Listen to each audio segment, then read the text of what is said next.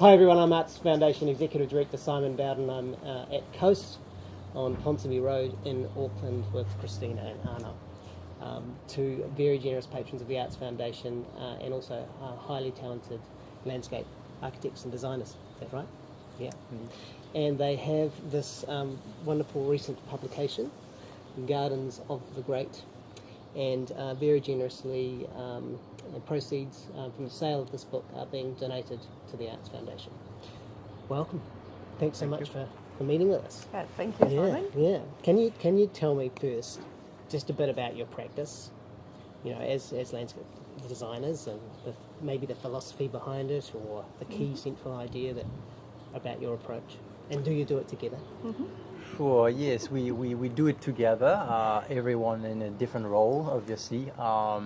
I focus on design, sales and operation. Christina does marketing and processes. But we are a design and build landscaping practice, and our focus is about the experience that our clients gets from creating a new garden, a new oasis for them. So it's more about from the start to finish this experience that they get in creating their new outdoor space. Yeah, and the feeling really that they want to generate out of a space, an outdoor space, where you entertain, you have family as well, and it's kind of a sanctuary. It's the first thing you see when you step out of your home, and the first thing you see when you step in as well.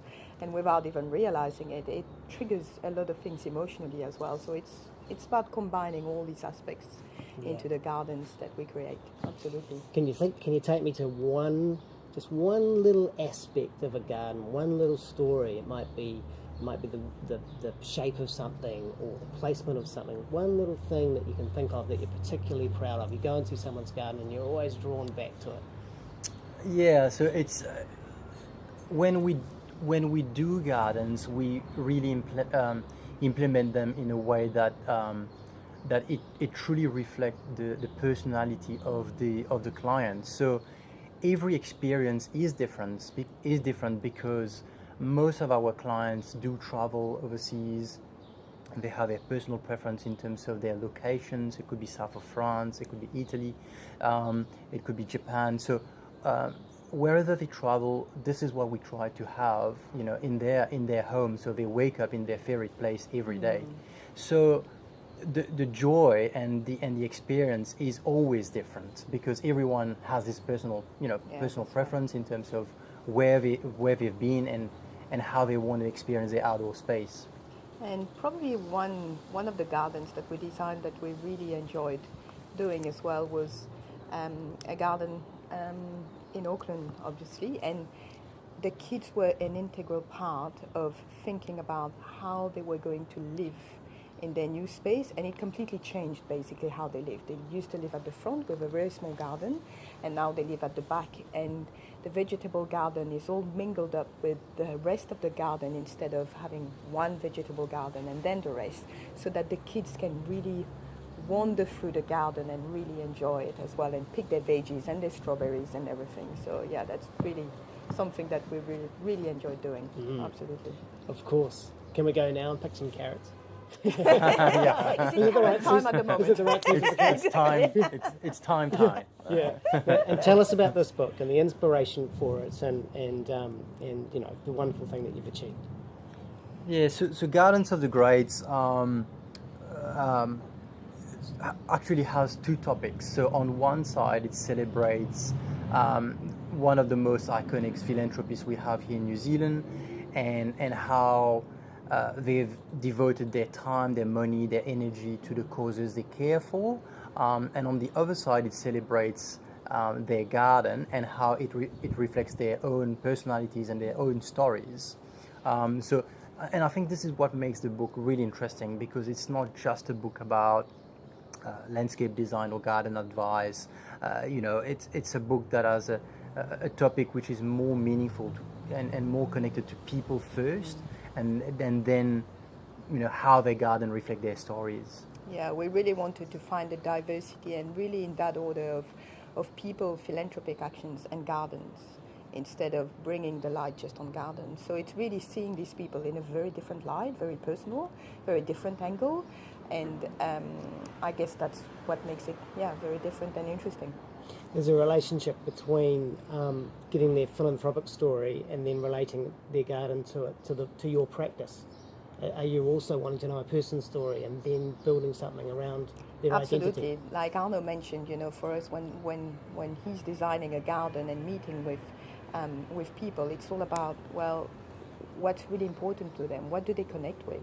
And that's exactly the same approach that we took for the book. It's like, what do they actually connect with, and how does this space really reflect who they are at the end of the day? Because that's all it's about. Yeah. Wonderful. Yeah. And where can you get it? On our website, obviously, so branchlandscapes.com, so you can order it through our website. And with the target market, obviously, is as much, business people that are looking for a gift with purpose, because some of the proceeds is going to the Arts Foundation. And we really think that, their clients that they will gift this book to, they will relate to the people like, Sir Ian Edgar, Sir Michael Keel, Sir James Wallace in there, and see them in a very different light. And as much as garden lovers, or, your loved ones, and you're looking for something really interesting to give at the end of the year. So, feel free to order. Yes, or you can contact the Arts Foundation as well, of course. So it's a story of New Zealanders, generous New Zealanders and their gardens, something that we can all relate to. Sounds like an absolute wonderful gift for Christmas. Indeed. Yeah. Indeed. I've looked through it, it's delicious. And of course through the Arts Foundation, a lot of these very generous people are associated with the Arts Foundation, and it's inspiring to see them in there. Yeah, and it's been amazing. The journey of meeting these people has just been tremendous. New Zealanders are very generous people and very, very simple and easy to approach as well, which makes it even nicer for the result. And you're incredibly generous people. Proceeds from this coming to the Arts Foundation. What inspired you to say let some of the money could come to the Arts Foundation? Well, we wanted to obviously lead by example and give back in our own way. And Tina and I, we had a really good think about it. How are we going to give back? And we chose the New Zealand Arts Foundation because we are deeply connected with the organization. We feel we are deeply connected with art, architecture, and it was very natural to us to give back in that way, basically. Yeah, Absolutely. Fantastic. Well, we're very, very grateful. So that the kind of full loop and the story about a philanthropist ends up being a philanthropic story in itself. Yeah. That's right. Yeah. Oh, thank you. We are Thank absolutely so grateful. Thank you so much, Simon, Wonderful. and thank you for your support. You're welcome. Thank you. Lovely. Thank you.